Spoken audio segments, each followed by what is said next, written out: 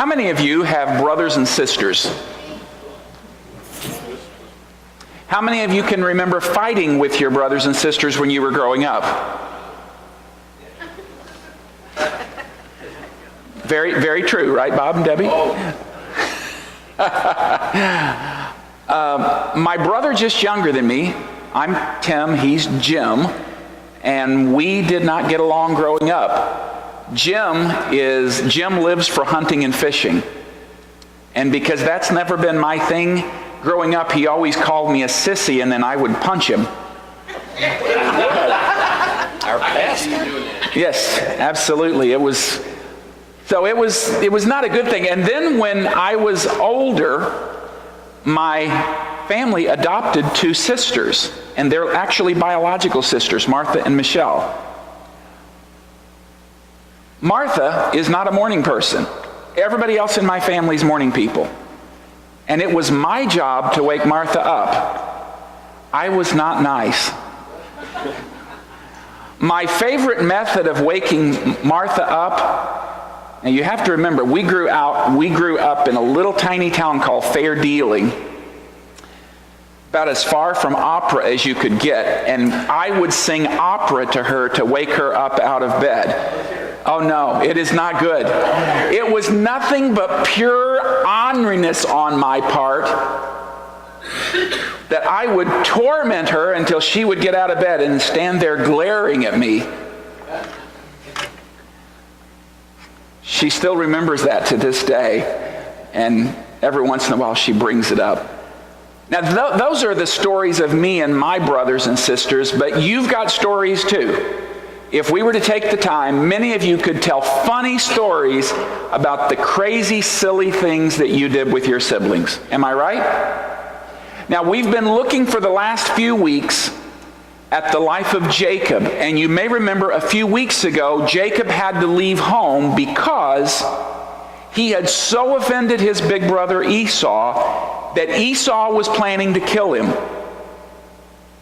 Now, Jacob's been gone for 20 years, and God said, it's time for you to go back home.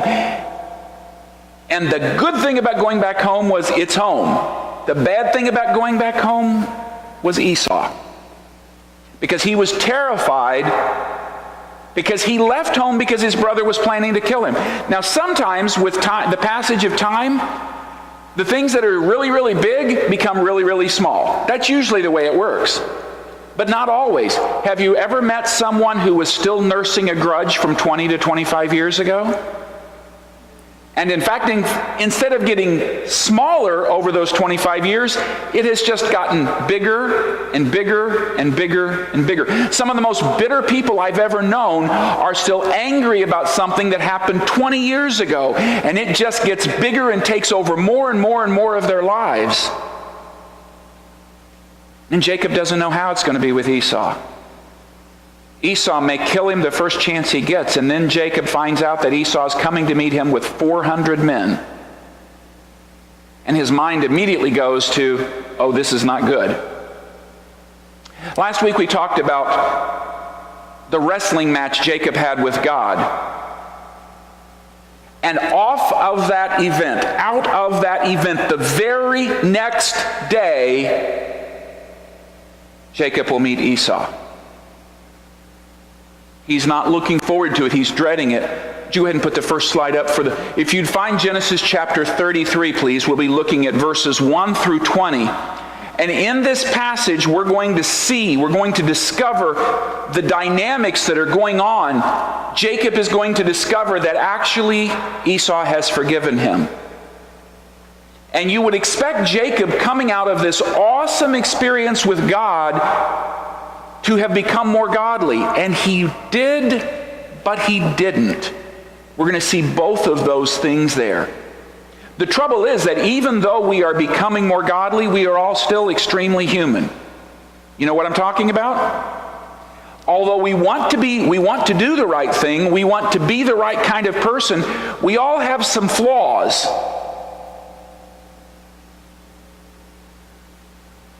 Mine, when I was young, was punching out my little brother Jim.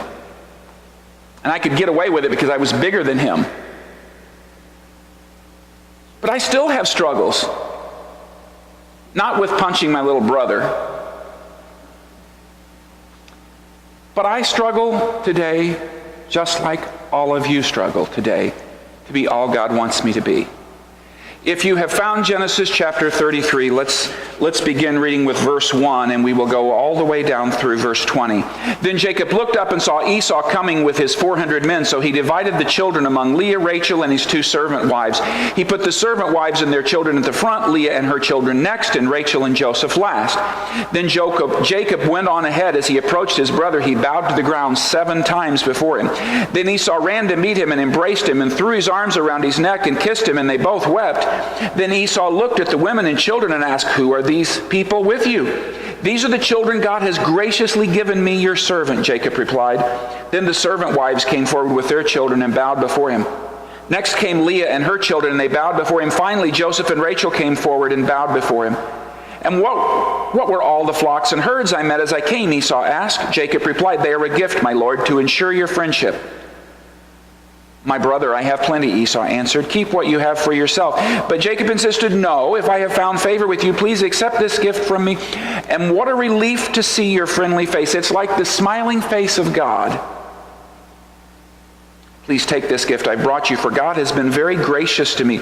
I have more than enough." And because Jacob insisted, Esau finally accepted the gift. "Well," Esau said, "let's be going. I will lead the way." But Jacob replied, "You can see, my lord, that some of the children are very young, and the flocks and herds have their young too.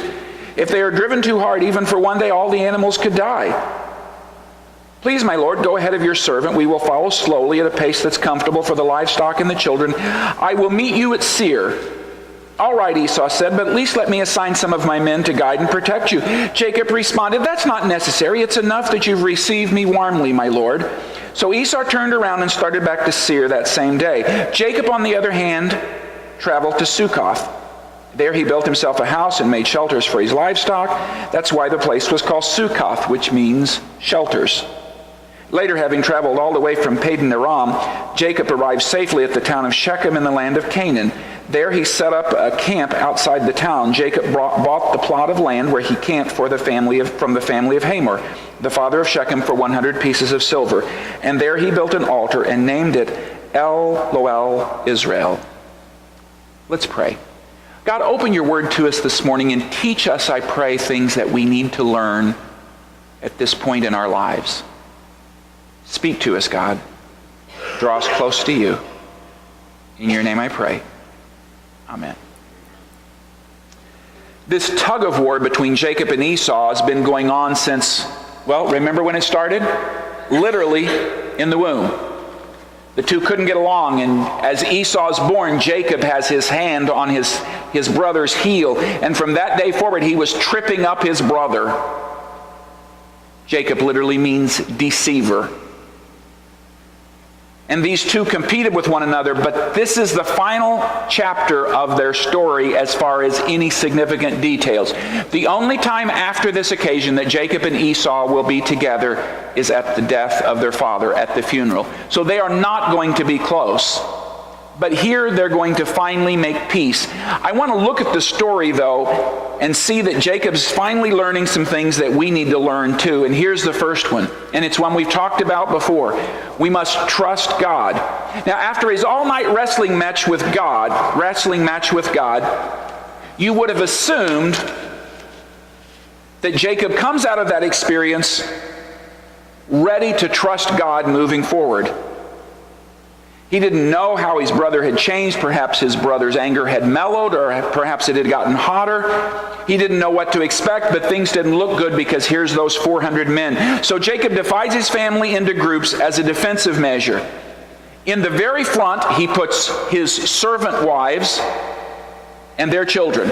And then behind them, he puts Leah and her children. And finally, at the back of the line, he puts Rachel and her son Joseph. He was playing favorites. If somebody was going to die, it would be the servant wives and their children, because they were least important to him. And if the servant wives and their children died, then at least Leah would be back behind that. And most especially, if only one family could survive, it would be Rachel and Joseph. Now, having said that, Esau's coming with 400 men. That's just a slight countermeasure. It's really not going to do any good. It's sort of like what happened in the 50s and 60s. Remember that they used to do those atomic bomb drills where they would tell you get down underneath your desk? Now let me ask a question. What good is getting under a desk in an atomic explosion going to do you? Say it louder. Nothing. I mean, perhaps 1 out of every 100,000 children's life would be changed by being under their desk. It was one of those things you did because it made you feel better, but it really wasn't going to do any good whatsoever. This is the same type of thing. Jacob is terrified at meeting Esau. He suspects that his brother is on his way to kill him. 400 men coming with him has a tendency to speak to that. In a final attempt to soften his brother's heart, Jacob has sent ahead 550 head of livestock. And as he finally meets Esau for the first time, he bows to the ground 7 times. He prostrates himself. Now, let me be really, really clear. It's not that doing what we're supposed, what we can do is wrong, but there comes a point in an impossible situation that we just have to trust God. Do everything you can do, and then you trust God. Guys, we have been experiencing that. Let me tell you one of the things that's happened this week. We've been trying to find a building for months.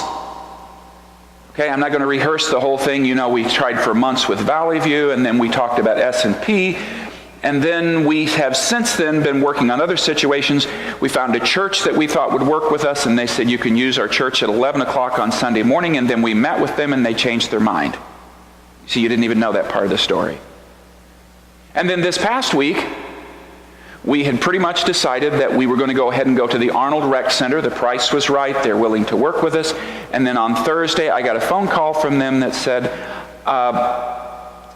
the supervisor over the whole process is changing the lease arrangements for long-term leases, and we won't make a commitment to you at this point. Oh, yeah. It's like, God, what are you trying to teach us? I mean, multiple times we've thought we had things all worked out. And then the story continues. Now, don't freak out, folks. God knows what he's doing. We don't. He does. Everybody say, he does. He does. He absolutely does. Jacob is coming to meet Esau, and he's convinced he's going to kill him.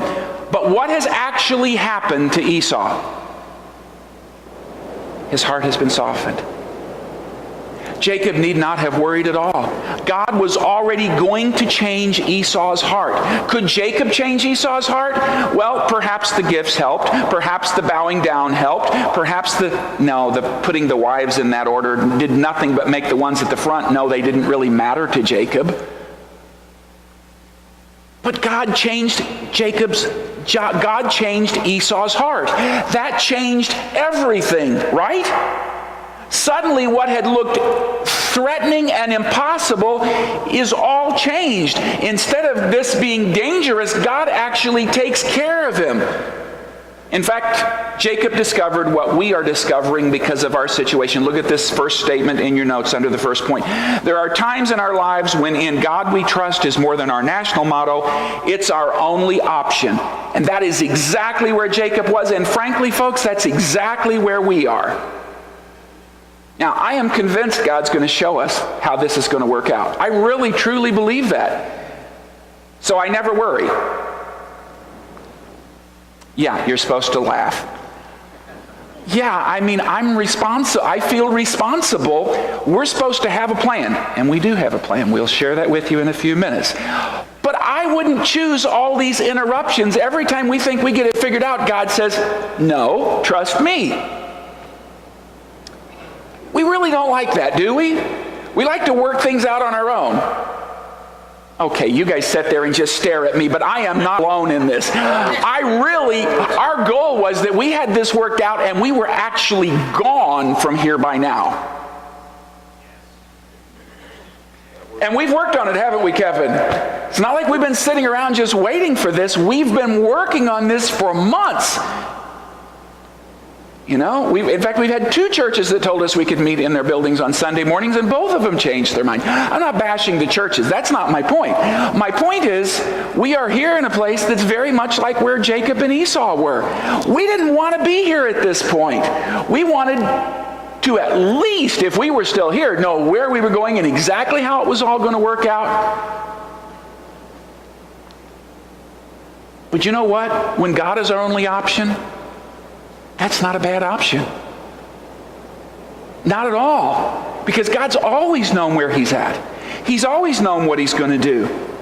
Frankly, I think that's the lesson that God wants us to take from this passage, and I think it's the lesson that I think He wants to teach us. I was talking to one of our leaders this week, and I said, I really don't like this, that things keep falling through. And this person said, I think God is testing us for some reason, and I agree. I think He is testing us to increase our faith, because when this is all said and done, I think we are all going to step back and say, He did know what He was doing, didn't He? Now, instead of his brother attacking him, Esau runs to his long-lost brother. He throws his arms around his neck. He kisses him. That was Middle Eastern custom. They would have kissed each other on the cheek. It was the reunion of brothers who had been separated for a long time. Jacob constantly refers to himself as his brother's servant, and he calls his brother my Lord. In contrast, Esau simply calls Jacob brother. There doesn't seem to be any lingering bad feelings, and Esau doesn't seem to harbor any unforgiveness for his little brother. In fact, if anything, look at this next statement. It seems at this point Esau has less trouble forgiving Jacob than Jacob had forgiving himself. Have you ever had trouble forgiving yourself because you did something really stupid? Esau's forgiven him. It's obvious. There's no grudge here. And yet Jacob is worried about his family, and he seems to almost be having trouble forgiving himself. It's really tough, and he's frustrated, and he doesn't know what to do. And Esau's already moved past it. Jacob left home grabbing for every advantage, but during that time, Jacob learns a lesson in humility that he hadn't known before. That really, it's not about Jacob grasping for what he needs. It's about trusting God. And the reality is, when you get selfish and think you're really hot stuff, you're setting yourself up for a fall. I ran across a story this week about the great Muhammad Ali. Everybody know the world heavyweight champion of the world. When he was at the height of his athletic prowess, humility was never his strong suit. Remember what he always would go around saying? He would say, I am what? The greatest. Well, stories told about how he once got on an airplane and he was refusing to buckle his seatbelt. And the flight attendant said to him, Mr. Ali, you have to fasten your seatbelt no matter who you are. And Ali spouted off, oh, I'm like Superman. I don't need no seatbelt. And without missing a beat, the flight attendant said, no, Superman wouldn't need a plane. Fasten your seatbelt. That's a good one. The reality is sometimes we think we don't need God. We do. Always. We do. So we started off by talking about the fact that we need to trust God. I want to show you something else in the middle section of this passage, though. We also need to acknowledge God. That's point number 2. Not only Jacob, but also his wives and children bow respectfully to Esau. Jacob's taking no chances that Esau's anger might flare up. So Esau looks at the children of Jacob, and he asks a question. He said, who are these people with you? Now, the wives and children were obviously part of Jacob's family, but I want you to notice Jacob's response. Look at verse 5. Then Esau looked at the women and children and asked, who are these people with you? Notice Jacob's response. These are the children God has graciously given to me. Do you see it? Finally, instead of Jacob thinking he's been given all these things because of his own effort, Jacob realizes and acknowledges his blessings aren't the result of him, they are the result of God. Now, am I telling you not to work hard? No. I'm telling you when you work hard, it's still God. It's still God looking out for you. Have you ever worked really, really hard and things just didn't work out anyway? In fact, let me tell you, the time in this church when we worked the hardest, it didn't work. How many of you were part of our church when we started in Antonia? Remember how hard we worked to connect with Antonia? We have never done so much stuff for a community. We were in the school all the time. We went into Vanessa's subdivision. We rebuilt some sections in their subdivision like a roundabout. We replanted grass. I have never worked so hard, and guess what ended up happening? We ended up getting so weak in Antonia we had to move. And then we moved up here. And can I tell you a really funny part of the story? And I think this is really, really funny that God just shows you that He's going to bless you. Mary Ellen and Gerald live in Festus. In fact, you live about 10 minutes past Festus, right, Mary Ellen? Mary Ellen was the secretary at Antonia at the time. Antonia Elementary is way closer than South County is. But Mary Ellen and Gerald started coming to church after we moved to South County. And it was like, hold it. That's just the way it was supposed to work, Mary Ellen. We put all that effort in, and that failed, but God still blessed us. The point is, we are still supposed to do our work, because that work God can use, right? But the secret is not our work. The secret is what God does when He blesses our work. Now, you saw how hard we worked in Antonia, right, Mary Ellen? And it still showed up with you eventually coming. It just didn't show up when we thought it would. In fact, when we were going to Antonia, do you know how many people came to the church as a result of our ministry there? The whole time. We had a wonderful reputation in the school. Every time I call Mark Radonovich, the principal, he says, "Oh, we still miss you guys. Miss you too," but we couldn't stay. I mean, we literally got down to about 30 people. And we're working hard. And then we moved, and people who we wouldn't have expected to come did. And time went by, and now, as a result of our work with Antonia, Mary Ellen and Gerald come. Bobby comes. Bobby has 2 children that come with their families. None of those things happened when we thought they were going to, but God worked the whole thing out anyway. Isn't that just the way God does things? We work, we do our part, and then God blesses it, but He blesses it in ways that are totally different than we expect. So look at the next statement in your notes. It's important for us to acknowledge our blessings are from God, because that's the reality, folks. Even if we don't have a clue, the blessings are still from God. Jacob could have focused on all the hard work he'd done, but he didn't do that. He said, "These children are a gift from God." Now, Esau appears to be impressed by how much Jacob had. In fact, remember, Jacob had sent him those 550 head of livestock. In verse 8, Esau says, "What's the meaning of all these flocks and herds?" Esau says, "You can't do that. You don't need to give these to me. I've got plenty." Now, let me tell you what's really going on. In the Middle East, this is this traditional way of doing things. Somebody offers you a gift and you say, "Oh, I couldn't," when you really want it. And the person says, "Oh, you really should," even though they don't necessarily want to give it. It's just the give and take that goes on. It's part of the culture. But Esau can't help but notice how incredibly blessed Jacob has been. And Jacob, instead of saying, "Hey, I worked hard. I outsmarted that foxy Laban, who's a sneak and a cheat," he doesn't say any of that. He says, "God took care of me. He blessed me. He looked out for me." He acknowledged that our blessings are actually from God. Jacob's statement to Esau, he says, "Seeing your face is like seeing the face of God." And I originally interpreted that as, just like when you come to God, you want to see His smile as approval, and that's what he was saying with Esau. But every commentary I consulted this week in preparing for this message says that wasn't it at all. Remember, Jacob had seen the face of God when he was wrestling with the angel of the Lord in chapter 32. Now in chapter 33, he sees his brother's face.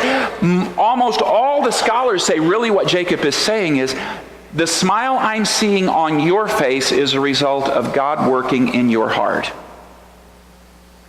The truth is, God can straighten out roads that are crooked.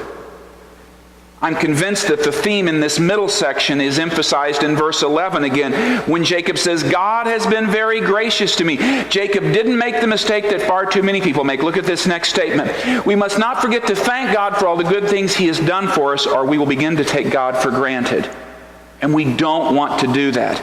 Jacob had experienced a change of heart. He was no longer the same arrogant, self-centered, immature young man that had left home 20 years earlier. God had changed his heart. He'd learned a lot of really valuable lessons. But I have a question to ask. Has Jacob got his whole act together now? Well, in case you think he does, hold on to your seats because we have the final section. Here's the principle in the final section. We must follow God.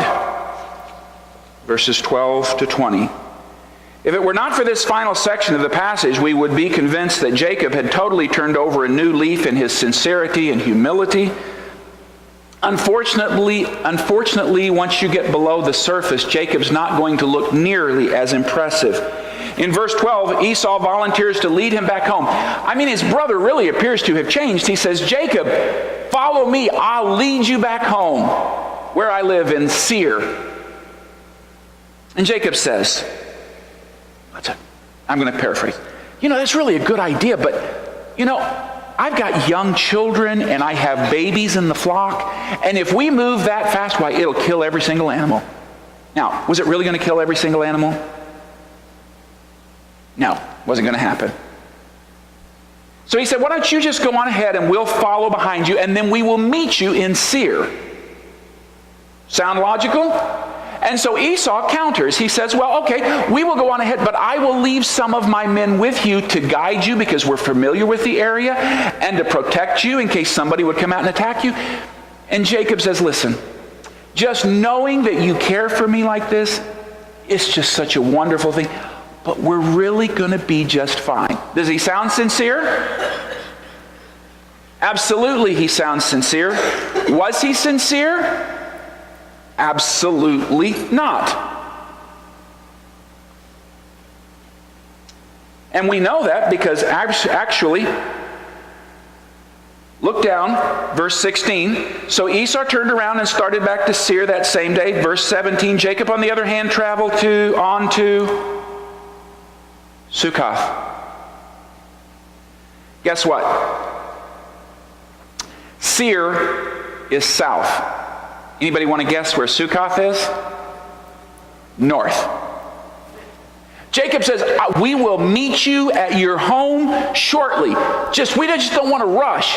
So Esau takes off going south. Jacob waits a little bit of time so that the dust from his brother's caravan, those 400, is kind of dying down in the distance. And he turns around and heads the exact opposite direction. Now, was Jacob wrong? Well, yes and no. Remember when God appeared to Jacob in chapter 28? He had said, you are to go back to your father's home. Seir was not in his father's home. Seir was in Canaan. Esau was living outside of Canaan. Jacob was not supposed to go with his brother. But just because he wasn't supposed to go with his brother, didn't mean he was supposed to lie to him. The reality is you're going to be tempted from time to time, even when you're doing the right thing, to do it the wrong way. Anybody ever done that? You've done the right thing, but you've totally done it the wrong way? That's exactly what's going on here. In fact, look at this next statement in your notes. It's not enough to just do God's work. We all must also do it God's way. Now, this was an opportunity to show that God has really changed his heart. And at least on some level he has. Now, lest you think I'm being too hard on Jacob, the same thing can probably be said of us. If you're completely honest, are you as godly as everybody else in the church family thinks?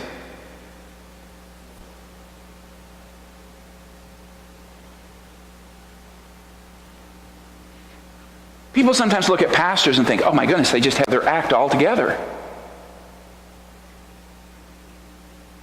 Well, let me be very honest. It ain't so. It's just not true. I'm human just like you guys are. Now, I want you to respect me and I want you to trust me, but I don't want you to think that I have my act all together. This is true. When I was pastoring at Macedonia Baptist Church in Rolla, one day I was in the ditch mowing the yard, and it was hot and humid, and I was sticky and covered with sweat and dust and grass. And one of my church members was driving by, and he went past and he hit his brakes. He backed up and said, "My gosh, Pastor, I had no idea you could sweat." Really? That's a good one. Well, it was, I'm human just like you guys are. My wife gets mad at me. I get mad at her. I love her, but sometimes she ticks me off. Okay, no, she's not, but I would say the same thing if she were. And I can tell you, I frequently tick her off too. Here's my point. We come and we get together and we're human. Don't ever forget that. Now, I want to be a godly example, and I try to do that. Okay? And I think God has blessed me. I think I'm a good pastor. I'm just not a perfect pastor. And there's a huge difference. Because perfect pastors are not good pastors. Because that's not where any of us are. And Jacob is becoming more godly, but he's not arrived yet. In fact, he has not arrived at all. As if that's not bad enough, Jacob doesn't even follow God's directions. Remember, he's supposed to go back to Canaan, but if you look in the story, he goes to Sukkoth. Guess where Sukkoth is? It's north toward the promised land, but it's not all the way there. He stops about 20 miles before he gets there. Not only does Jacob mislead Esau, he doesn't even go back to the promised land. He stops before he gets there. Apparently he comes to Sukkoth and he says, "Hey, this is a pretty nice area. I think I'll just stop here." Okay, that's fine, except for one thing. Where had God told him to go? Back to Canaan. Back to the land where his father's been living. So Jacob is still doing what many of us do. We think we know best. Anybody relate? I get things figured out, and I think I know best. I know what we're supposed to do. I know we're supposed to go to Valley View. Only thing is, were we supposed to go to Valley View? And then I thought we were supposed to go to S&P Properties. Only thing is, we weren't supposed to go to S&P Properties. I was wrong again. And then I thought we were supposed to go to the Arnold Rec Center. Doesn't appear that's where we're supposed to go either. And at one point I thought we were supposed to go to Holy Trinity Lutheran Church because they were going to work with us. But that doesn't appear to be what we're supposed to do either. And we're going to share something with you in a few minutes. And it may not be where God ends up putting us in then either. I don't know. But here's what I do know. If I continue to follow God, He will eventually get us there. My efforts may come to nothing. That doesn't mean I'm not supposed to work. The elders will tell you, we have put tons of work that nobody even knows about into this transition. But if we keep following God, He'll get us where we're supposed to go. That I'm truly confident of. I don't know where it will be. He could put us someplace we've already looked at for all I know. He does. He knows. I don't. He knows. You don't. The goal is we keep following God. As long as we keep following God, we will eventually get where we're supposed to be. That's the truth. Jacob comes, if you would look toward the end of the passage, verse 19, Jacob buys a plot of land where he camped with the family from the family of Hamor, the father of Shechem, for 100 pieces of silver. And there he builds an altar and names it El Elohel Israel. Literally, it means, my God is the mighty God. Jacob worships God. That's wonderful, is it not?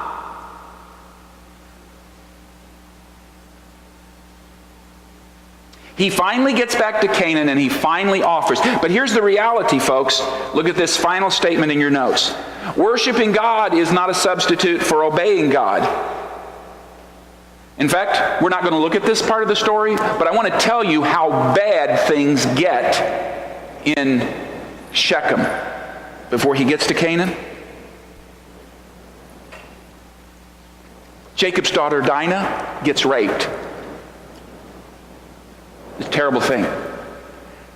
And then Jacob's sons decide to take revenge, and so they convince all the local young men in the town that they need to be circumcised. And then when they're circumcised, because it was going to be an economic thing, you know, Jacob's rich, they're going to bring all this commerce to the area, but we won't associate with you if you don't agree to be circumcised. So all the men say, hey, this is going to work to our best interest, so we will all agree to be circumcised. And so they get circumcised, and then when they're all incredibly sore, Jacob's son comes in and just slaughter the whole town.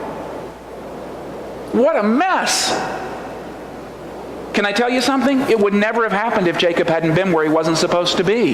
If he had just listened to God and gone on into Canaan, this would have never, ever happened.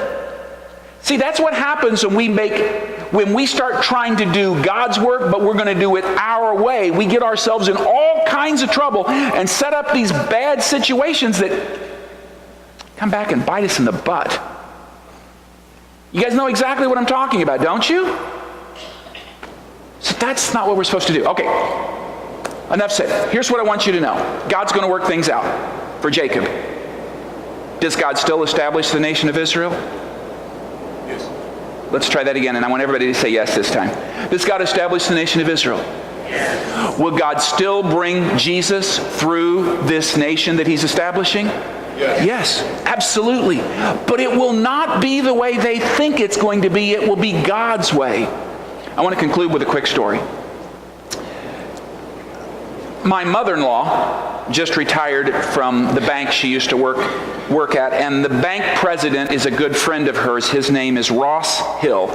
Ross has written a book called Broken Pieces, and Fran, my mother-in-law, brought it to me one of the times when they came to visit, and this morning I was glancing through it I needed a good story to finish, and boy, this was it. Ross has a friend named Benny who is originally from India, and Benny is an incredibly gifted man. He's a musician, he's a preacher, he's a writer, and God laid on his heart to visit every country in the world and share God's love there. There's 246 countries in the world. So he set out to do it. He got to all but one. He visited literally every country in the world except the country of Pakistan. And here's the problem with Pakistan. Pakistan hates India. And so if you've been to India and you have a history with India, you're not getting in Pakistan. It's just that simple. The only way to get around that, according to the official that Benny spoke to, was if you get a direct invitation from someone high up in government, or if you have a family member who's living in Pakistan. Well, he didn't know anybody from high up in Pakistani government, and he didn't have any family in Pakistan, so it looked impossible. Well, but in the meantime, he gets into North Korea. God forgive me, but I don't know why anybody would want to go to North Korea, except if God sends you there. But my gosh, can you think of a place you would rather, any place but there. Anyway, so he is on the 42nd, actually it's a 42-story building, and he's on the 32nd floor, and he is up there one night, and he is in his room because he's going to all these places not as a tourist. He's going because he believes God will put him in touch with people that he can share God's love with. So he is getting ready to go into his room on the 32nd floor, and the people directly across the hall from him come up, and they're getting ready to go in, and they're speaking Hindi, getting ready to go into their room. And so Benny turns around to them and says, well, I hear you. Where are you from? And they say, oh, we're from Pakistan. And he says, could maybe we get together later and get a little bit better acquainted? I've got a guitar, I play, I'll come over and sing some. Yeah, that would be great. Why don't you come over tonight? So Benny goes back to his room, and he prays all day that this will be the way God gets him into Pakistan. He doesn't know who these people are. 10 o'clock that night, he takes his guitar, he goes over, he knocks on the door, they open, he says, could I come in? He comes in, he sings for them, they really hit it off, they're really getting along well. And he says, here's my story, and he tells them his story, and the man says, I think I can help. He said, well, what do you do in Pakistan? He said, I'm the Speaker of the Parliament in Pakistan. I can get you in. So Benny goes home, the guy goes home, he shortly gets a message. Oh, by the way, I left out this part. Benny had already talked to Pakistan, and they said, there's no way you're getting in. In fact, he talked to this guy in the visa department who said, there is no way you will ever get in Pakistan. Quit trying. So Benny spends 4 days making almost 300 phone calls to Pakistan trying to figure out some way to get around this guy who says there's no way for it to happen. And then God puts him across the hall from the Speaker of the Parliament in Pakistan. Guess what? He got to Pakistan. Benny is the man who has traveled to every nation on earth faster than any other person in history. He holds the world's record, and he went there to share Jesus. Here is the point. Although you and I, when we look at our situation, we say, what in the world is going on? Right? Anybody here said that over the course of this thing? What in the world is going on? Why is nothing opening up? Well, I have great news for you. I don't know either. But if we keep following the one who knows what's going to work out, we'll get there. We'll get there. We're working. We're doing what we're supposed to do. I don't know what's going to turn out yet, but I'm absolutely convinced God's going to work it out. And one day we're going to step back and we're going to say, wow, God, your plan's better than ours. Because it will be. Let's pray. God, thank you for your goodness and love for us. I pray that you would help us to have incredible faith and to conduct ourselves as you would have us conduct ourselves. Trusting you, following you, doing what you want us to do. Thank you, God, for all that you do for us. God, you know our hearts. If any of us need to make commitments to you today, I pray that we would do that. God, be honored, I pray,